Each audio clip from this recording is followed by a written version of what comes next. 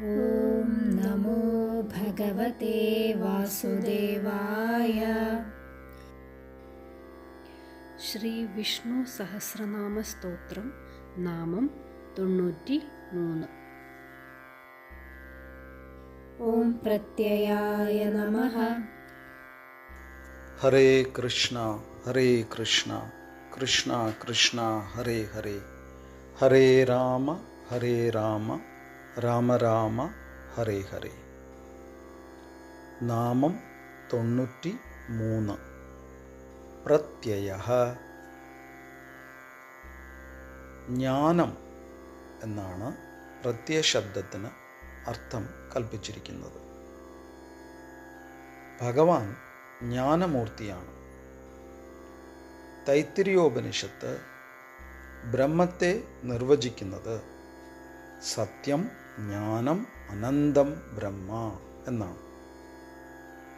ഇതുപ്രകാരം ബ്രഹ്മം ജ്ഞാനമാണ്. ജ്ഞാനരൂപിയായ ഭഗവാനെ പ്രത്യയഃ എന്ന് വിളിക്കുന്നു.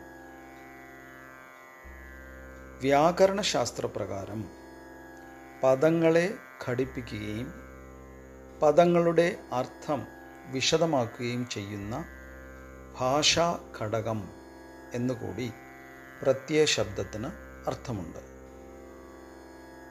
പ്രപഞ്ച സൃഷ്ടിയുടെ തുടക്കത്തിൽ സൃഷ്ടികർത്താവായ ബ്രഹ്മദേവൻ ത്രിഗുണങ്ങളെയും പ്രപഞ്ചഭൂതങ്ങളെയും ജ്ഞാനേന്ദ്രിയങ്ങൾ, കർമ്മേന്ദ്രിയങ്ങൾ എന്നിവയെയും ദേവന്മാരെയും മറ്റും സൃഷ്ടിച്ചു. ഇങ്ങനെ പലതും സൃഷ്ടിച്ചുവെങ്കിലും അവയെ പരസ്പരം ബന്ധിപ്പിക്കാൻ കഴിയാത്തതുകൊണ്ട് ജഗദണ്ഡത്തെ സൃഷ്ടിക്കാൻ കഴിഞ്ഞില്ല. അപ്പോൾ ഭഗവാൻ മുൻപറഞ്ഞ തത്വങ്ങളിൽ പ്രവേശിച്ച് അവയെ പരസ്പരം ബന്ധിച്ചു.